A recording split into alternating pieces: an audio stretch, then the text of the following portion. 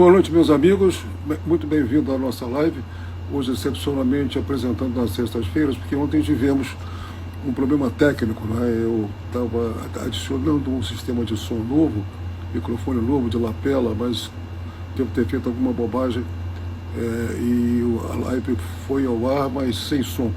Então eu excluí a live e avisei os de manhã que a gente iria fazer hoje às 20 horas, excepcionalmente, né? O assunto de hoje é sobre o herpes zoster e foi uma solicitação de uma seguidora nossa, então não podia deixar de apresentar. Ela havia me pedido já algumas semanas que falasse sobre isso. Então vamos hoje a nossa live, espero que sem problema técnico dessa vez.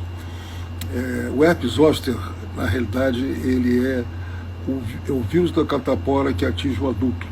Quer dizer, o vírus da catapora é chamado varicela zoster. Varicela também é a catapora ou varicela, que é o nome da doença, e o zoster, o herpes zoster. Então, o mesmo vírus causa essas duas apresentações. Em criança ele produz a catapora e em adulto ele produz o herpes zoster. Curiosamente, a gente pode pegar de duas maneiras, né? Ou, como criança, você entra em contato com uma criança com catapora e pega a doença, se você não veio vacinado ou se a vacina teve um efeito fraco.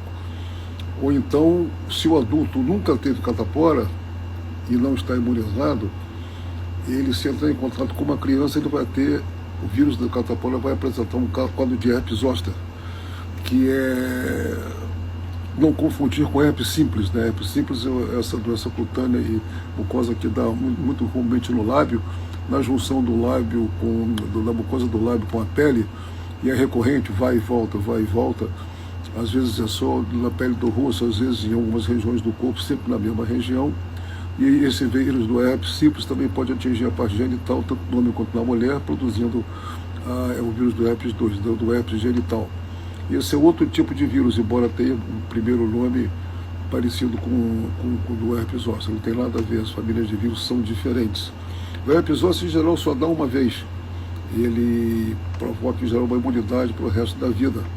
Eu, nos meus quase 55 anos de clínica médica de prática, eu só me lembro de um caso que eu vi de uma senhora que eu tratei até os 93, 94 anos, quando ela faleceu, e que me contou que teve aos 36 anos o herpes zoster, que foi diagnosticado por um professor meu da faculdade, que era muito bom médico, muito bom diagnosticista, então eu tenho certeza que o diagnóstico foi correto, que eu conhecia ele muito bem. E aos 90 ela teve de novo, foi o único caso que eu vi, 55 anos quase de prática, o herpes recorrer. Então ele em geral dá uma vez só e ele é sempre unilateral, quer dizer, ele acomete as raízes nervosas que saem da medula espinhal e daí da base do crânio. Ele pode ser tão alto que dá uma infecção, às vezes no ouvido, o herpes do ouvido, da dor insuportável, pode atingir o olho, o herpes oftálmico, que é muito grave, pode até a pessoa perder a visão, dependendo da intensidade desse herpes. Pode pegar a raiz cervical, confundir com uma hernia de disco de pescoço, de região cervical, a dor irradiada para o ombro, para o braço, imitando uma dor radicular de uma hernia de disco. Pode ser torácico e abdominal, são os lugares mais comuns, no tórax, no abdômen, e ele no tórax pode simular uma doença torácica respiratória, e da região lombar ele começa com a dor nas costas que irradia para o abdômen, fazendo pensar que seja uma cólica renal. E o paciente é investigado, vai para a emergência com uma dor extensa, alucinante, e nada é visto nos exames de imagem. Curiosamente, as lesões cutâneas só aparecem 5 a 6 a 8 dias depois do início da dor. Então, até que se apareça a lesão cutânea para que se faça o diagnóstico, fica-se alguns dias sem saber o que seja e há uma certa dificuldade diagnóstica, muitas vezes no caso. A dor é uma dor em queimação, urente, né, e que tem uma coisa curiosa, que é uma sensibilidade esquisita na pele. A pessoa tem uma desestesia, uma sensação muito esquisita, e curiosamente a maioria dos pacientes dizem que até a roupa que eles estão usando incomoda. O fato de uma camisa, se for torácico, ou uma calça, ou uma coisa apertada no abdômen, incomoda, ele tem que afrouxar, tirar a roupa, porque o contato do tecido com a pele induz uma dor maior. Esse sintoma é um sintoma que leva a uma suspeita que a causa da dor pode ser do herpes. E ele sempre é unilateral, sempre dá de um lado só. Tem até uma história curiosa, anedótica do nosso interior do Brasil aí, que no interior o herpes zoster é conhecido como cobreiro. E há uma crendice que se ele passar para o outro lado, ele sempre dá de um lado. Se ele fechar o círculo, a pessoa morre.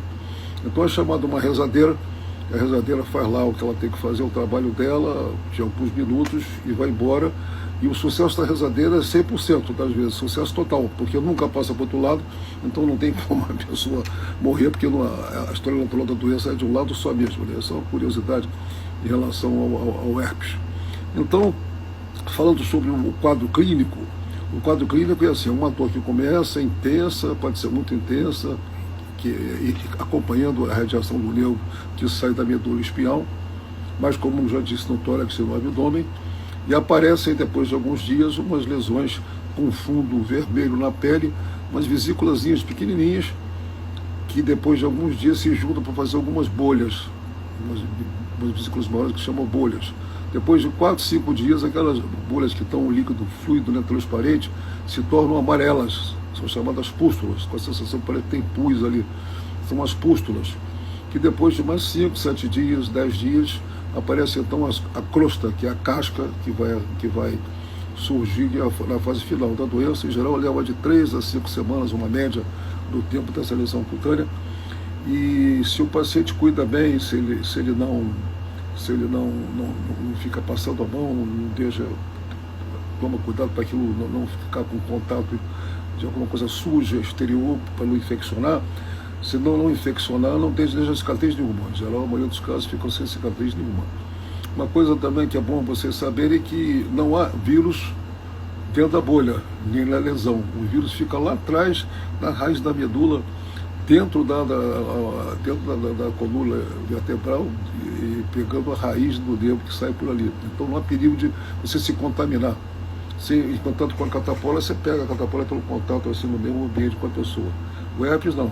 O herpes você pega, como já disse, uma criança com catapora se você não teve, ou então você já teve o herpes zoster, pode ter tido, e teve alguma baixa de imunidade e alguma doença séria que pode fazer com que ele volte a aparecer mais no final da vida.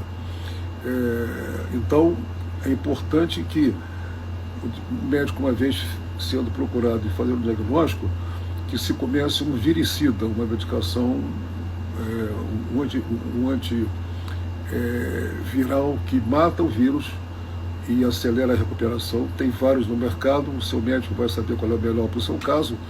É importante que se comece precocemente, uma vez feito o diagnóstico, começar logo. Por quê? Porque você acelera a recuperação e reduz a chance da pessoa ter a complicação mais temida do herpes zoster, que é a nevralgia pós-herpética. Nós vamos tratar dela agora, nesse aspecto. A nevralgia pós-herpética, quem acompanha as nossas lives deve se lembrar que há umas 5 semanas atrás eu convidei a doutora Mariana Mafra Junqueira, especialista em dor, para falar sobre esse tema, que nos falou muito bem, nos explicou o tipo de tratamento que existe, os tipos de tratamento que podem ser necessários, uma coisa bastante desgastante e sofrida por paciente. Então, melhor que ele não tenha isso, porque o sofrimento é muito, muito grande. Quem é que tem chance de ter, mais chance de ter a nevralgia pós-herpética, que acontece em geral de 8 a 10% depois do que a pessoa tem um herpes. É assim, a pessoa recupera do quadro agudo, cicatriza as lesões, 1 mês e meio, quase 2 meses depois que desaparece tudo, está livre da doença aparentemente, voltam as dores lancinantes na mesma região, dessa vez sem nada na pele, só dor vai ficando intensa, e necessita analgésicos fortes, entorpecentes, às vezes morfina, às vezes codeína, e cria um problema muito grande para o manejo médico desse paciente clínico. Alguns se tornam até dependentes, viciados em drogas analgésicas, porque não aguentam a dor, são obrigados a tomar o tempo todo, né? Então se torna um problema médico desconcertante mesmo. Então é importante isso, que seja feito tratamento precocemente. Então os pacientes que têm mais tendência para isso seriam, para ter nevralgia pós-herpética, se ele for sexo feminino, tem uma chance maior de ter.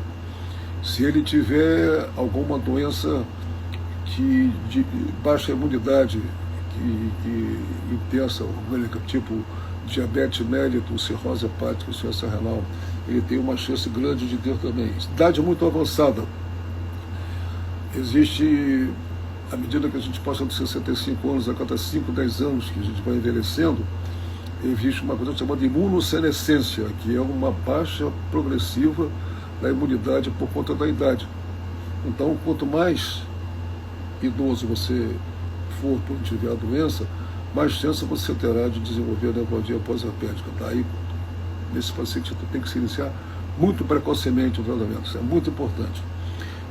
Pacientes com câncer também têm tendência para ter a nefropatia pós-herpética, que estão em quimioterapia, radioterapia, e são pacientes também sujeitos à doença, à infecção e à nefropatia pós-herpética. Finalmente, uma última palavra sobre a vacina, né? É muito importante isso, porque até alguns anos atrás, digamos 8, 10 anos atrás, nós tínhamos uma vacina que era muito fraca, muito pouco eficaz. Eu, inclusive, tomei essa vacina depois que fiz 60 anos.